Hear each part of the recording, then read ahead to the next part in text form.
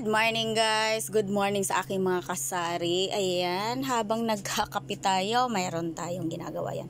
Nagre-repack ako guys ng ating mga gamis. Ayan, so ayan, may naripak na ako dito. Isang bottle dahil favorite siya ng mga kids lalo ngayong Christmas guys. So ginagawa ko ganyan para hindi na siya madudumihan.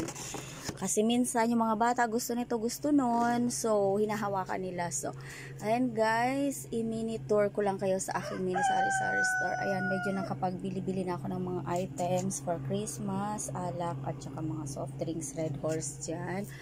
So, medyo napuno-punuan ko na rin tong side na to. Ayan.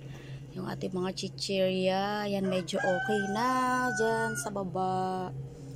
Ayan guys.